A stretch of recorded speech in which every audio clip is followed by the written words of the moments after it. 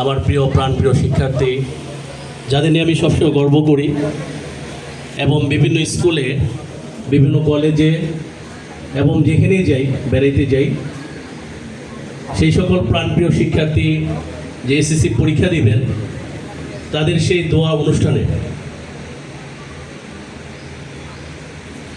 অনুষ্ঠানে আজকে অনুষ্ঠানের প্রধান অতিথি হাজী মোহাম্মদ জনাব ওলিউল্লাহ সাহেব উপস্থিত আছেন এবং আমন্ত্রিত অতিথি, বিশেষ অতিথি হিসেবে আছেন জনাব ইঞ্জিনিয়ার মাকসুদ পাটোয়ারি, জনাব মোহাম্মদ বাচ্চু সাহেব এবং জনাব মোহাম্মদ বাবুল সাহেব এবং অক্সফোর্ড স্কুলের প্রতিষ্ঠাতা প্রধান শরীফ স্যার।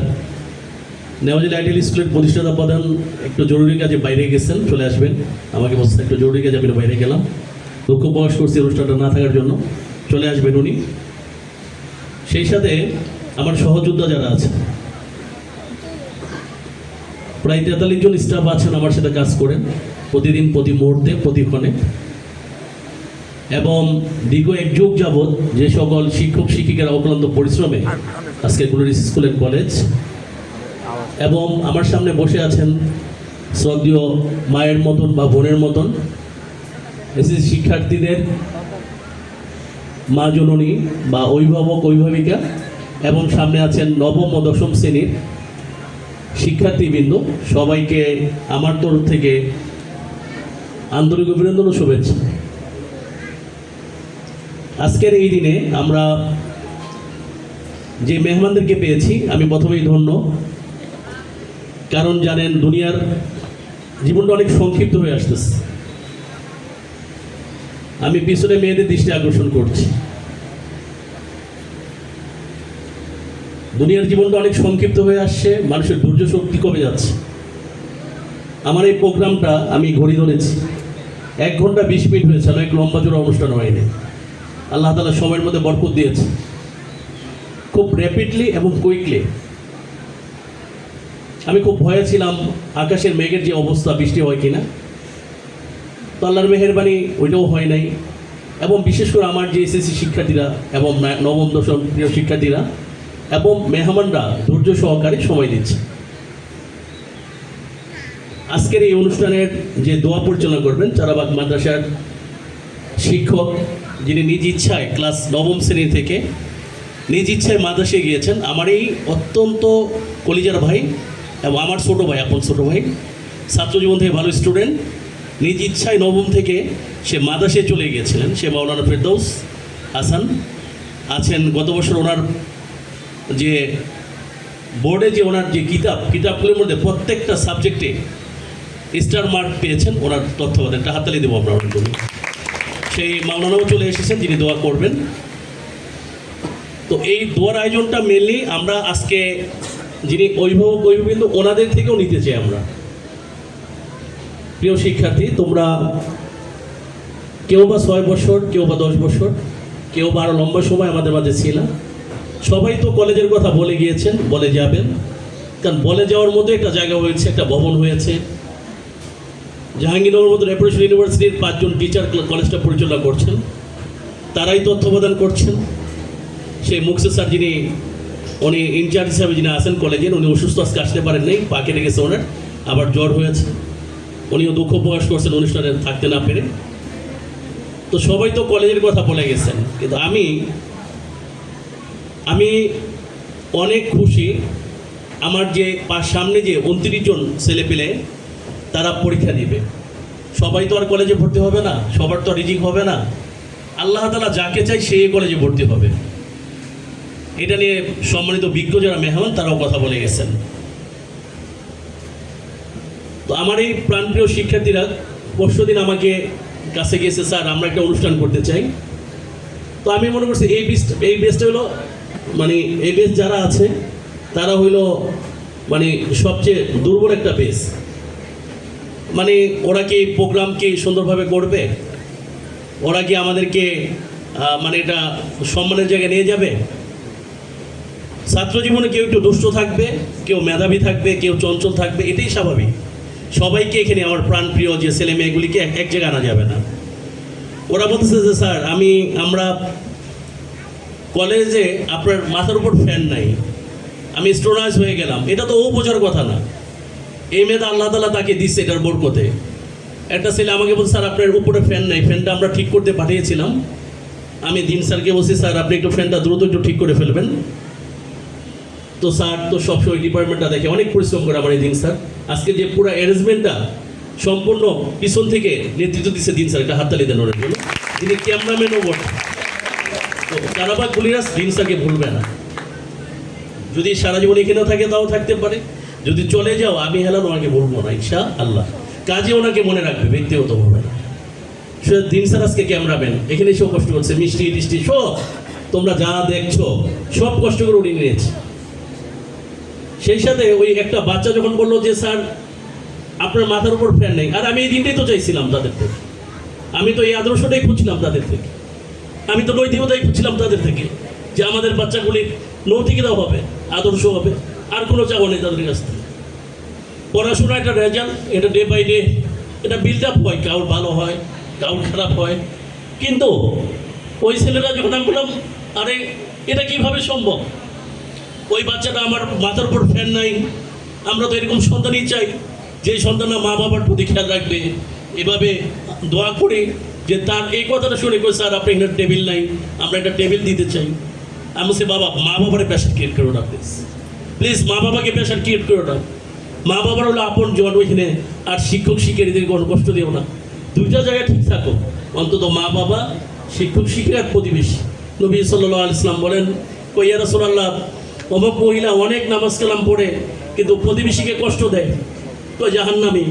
বলে ইয়া রাসূলুল্লাহ নামাজ পড়ে 5 ওয়াক্ত কিন্তু ওরকম তো আমল করে না, শুধু 5 ওয়াক্ত নামাজ পড়ে সত্য কথা রাখে, কই জান্নাতি। আমরা তো ওই মেসেজটাই দিতে চাই, একটা জাতি করতে চাই যেটা নবী সাল্লাল্লাহু আলাইহি ওয়াসাল্লাম এই উম্মার মাঝে রেখে গিয়েছিলেন। যে উম্মা পড়াশোনা করবে, ডাক্তার হবে, ইঞ্জিনিয়ার হবে, ইবনে সিনা ইবনে বতিতা হবে, কিন্তু তাদের আদর্শকে তারা ভুলে যাবে না। আজকে জাতি অনেক অধপতিত, অনেক অধপতনের দিকে এই জাতি আগাচ্ছে, এদেরকে রাহাবার হবে, তোমরাই তো রাহাবার হবে। তো দেখলাম ওরা বলতেছে স্যার আমরা খানাদানা আয়োজনটাও আমরা করব। তো আমি বললাম দেখো মা বাবাকে প্রেশার দিও না, এটা তোমরা আমাদের সোহেল স্যার ওনাকে নিয়ে বাকিদের নিয়ে তোমরা এই কাজটা করো, যেটা ভালো হয় মন্দ হয়। আমার তরফ থেকে আমি যা খরচ করার পর ওদেরকে বলে দিলাম দেখো 25-30 হাজার টাকা একটা এস্টিমেট আমি যা লাগে এটা আমি খরচ করব। তো এটা আমাদের কোনো সমস্যা বা এর দেখা দিবে না। তো যাই হোক, অন্তত ওদের থেকে যে জিনিসটা পেয়েছি, ওরা মনে হয় দিন শেষে অলসওয়েল দ্যাটস ইনসওয়েল ইংলিশটা কথা আছে, আমি জানি আমার শিক্ষার্থীরা অন্তত আমাদের শিক্ষকদের কখনো ভুলবে না। আমি ওই শিক্ষা দেই নেই আল্লাহি, আমি আবারও বলছি, আমার এখনও পুরাতন ছাত্র আমার দিকে ফোনটা নেমে যায়, আমি জানি না অন্য টিচারদের কী অবস্থা, কারণ আমরা আগে দেখি ম্যানার্স ম্যানার্স ম্যানার্স। তো তোমাদের প্রতি যে একটা আস্থা আর বিশ্বাস, সেই বিশ্বাসের জায়গা থেকে আবারও আজকে শেষ দিন আমি রিকোয়েস্ট করবো, দেখো মা বাবাকে ভুলবা না। মা বাবা দুনিয়াতে তোমাকে আনছেন, মা বাবার উপর চোখ বড় করে কথা বলবা না, মা বাবাদের সামনে বড় বড় কথা বলবা না।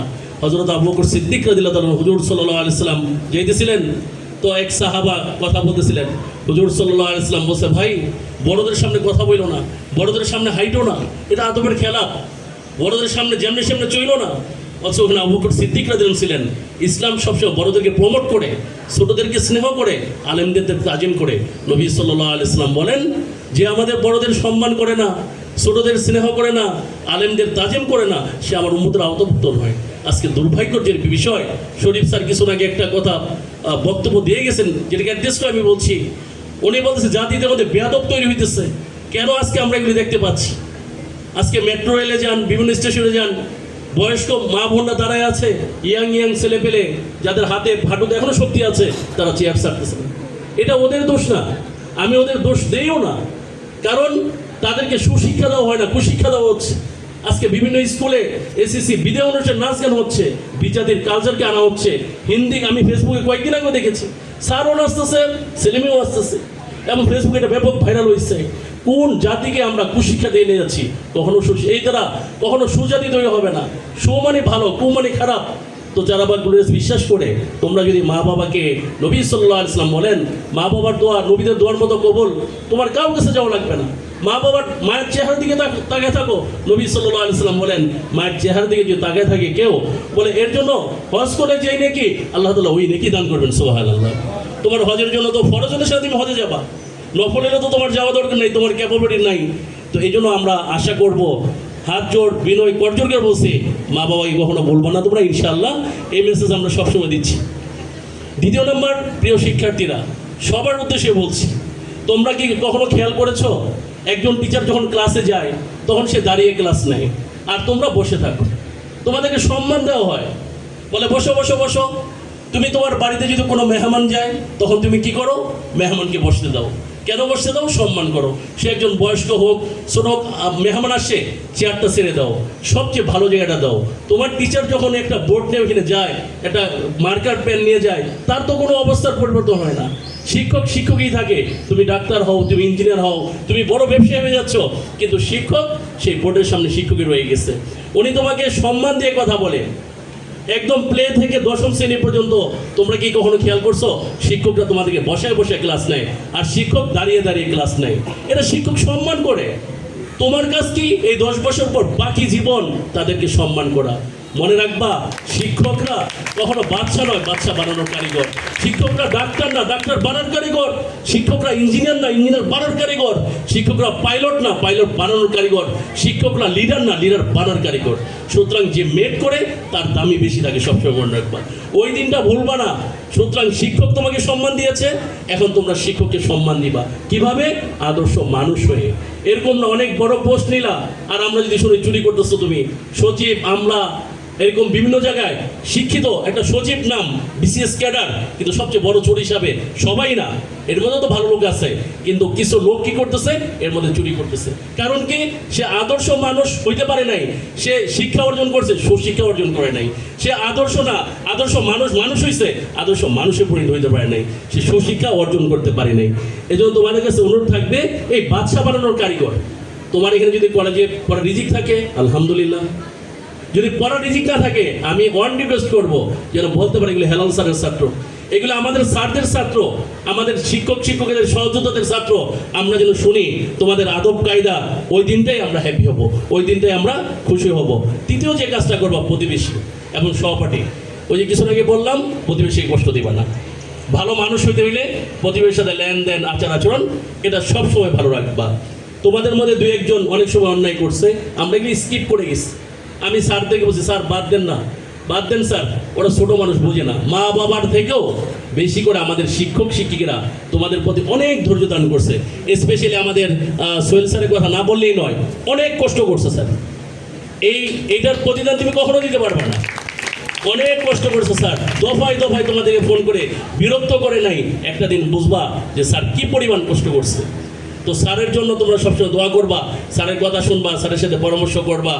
এবং দিন শেষে সবার এই আদর্শ মানুষ, এটা মুখে না, এটার জন্য একটা প্র্যাকটিস লাগবে। তুমি যখন প্র্যাকটিস করতে পারবা, এই জন্য বললাম ডিসকাসটা স্কুলগুলিতে। দেখো, একটা বয়স্ক মহিলা বা বয়স্ক পুরুষ পড়ে গেল, তুমি নিয়ত করলা কি? আরে ভাই, আমাদের তো এখন তো ফেসবুকের যুগ হয়ে গেছে, আমি ভালো কাজ করে আগে ফেসবুকে দিয়ে দাও, আমি ভালো করে আমার ছবিটা দিয়ে দাও, একটু নেকিও হবে না।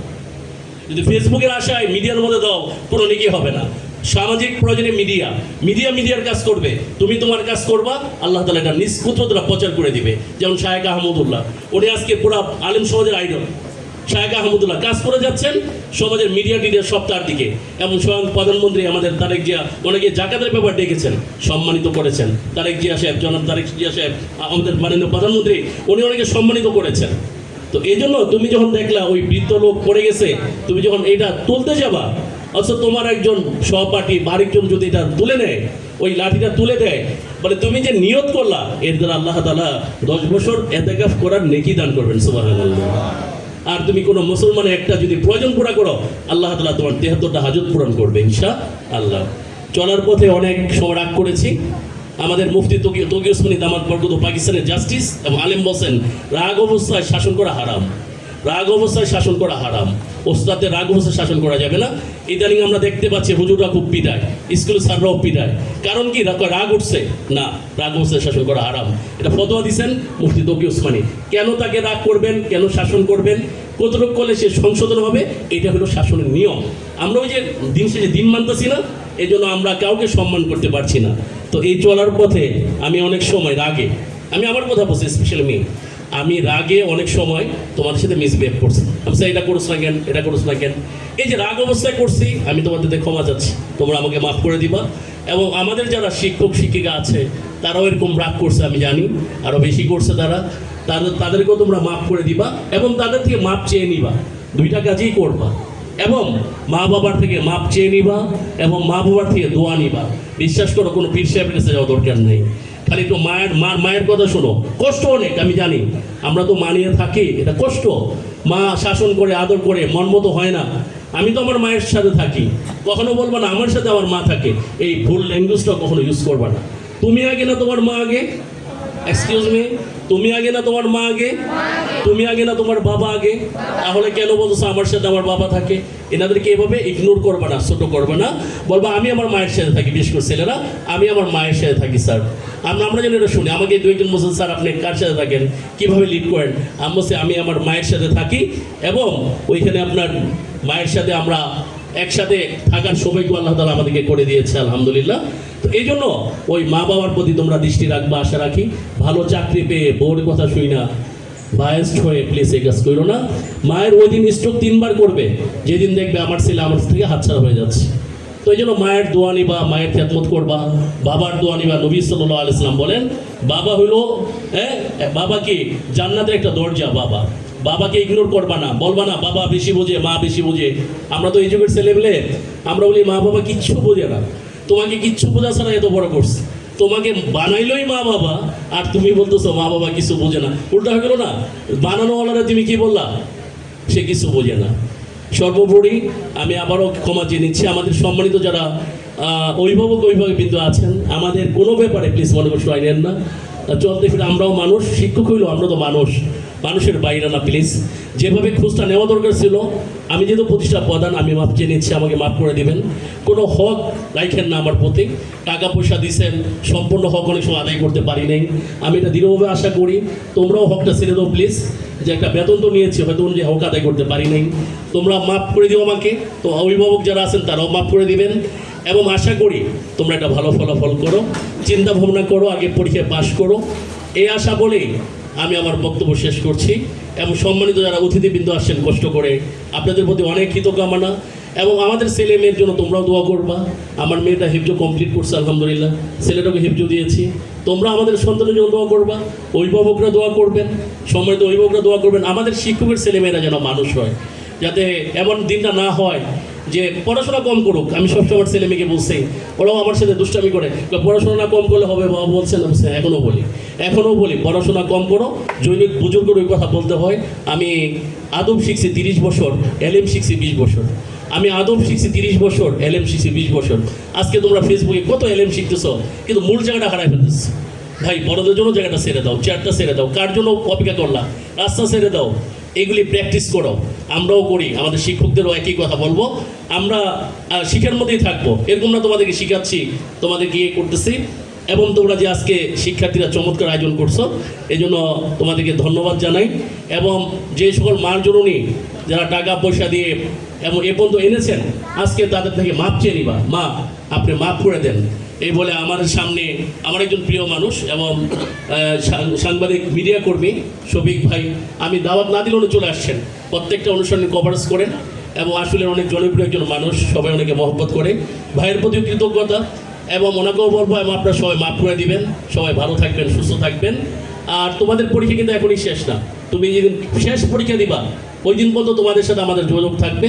এই মুহূর্তে কোনো শিক্ষকের সাথে কোনোদিন রাফ অ্যান্ড টাফে যাবা না, একদম স্মুথ। জি স্যার আপনি যেটা বলেন, একদম স্মুথ থাকবা। বাকি কথা আমরা পরে বলবো ইনশাল্লাহ। ভালো থাকেন, সুস্থ থাকেন। আর আমাদের প্রোগ্রামটা আমরা ঘন্টা 2-এর মধ্যে আলহামদুলিল্লাহ শেষ করতে পারছি, এই জন্য সবাইকে মহান আল্লাহর কাছে শুকরিয়া আদায় করছি। সবাই ভালো থাকেন, সুস্থ থাকেন। কলেজের 6 জনের মধ্যে 3টা মেয়ে আসছে, তাদেরকেও আমাদের কলেজের যে মেয়েগুলি আছে তাদেরকেও ধন্যবাদ জানিয়ে, এবং সর্বোপরি আমাদের প্রতিষ্ঠাতা চেয়ারম্যান ওনার পরিবার এবং আমাদের ভাইস প্রিন্সিপাল ম্যান হাসনা যিনি আছেন, ওনার প্রতি আমি সকল সহকারী শিক্ষকের কৃতজ্ঞতা জানিয়ে, আজকে স্কুলটা এটুকু আসার পিছনে তাদের সবারই পরিশ্রম, অক্লান্ত পরিশ্রমের কৃতজ্ঞতা জানিয়ে আমি আমার বক্তব্য শেষ করছি। আসসালামু আলাইকুম ওয়া রাহমাতুল্লাহ। স্যার গেল কই, জাহাঙ্গীর স্যার?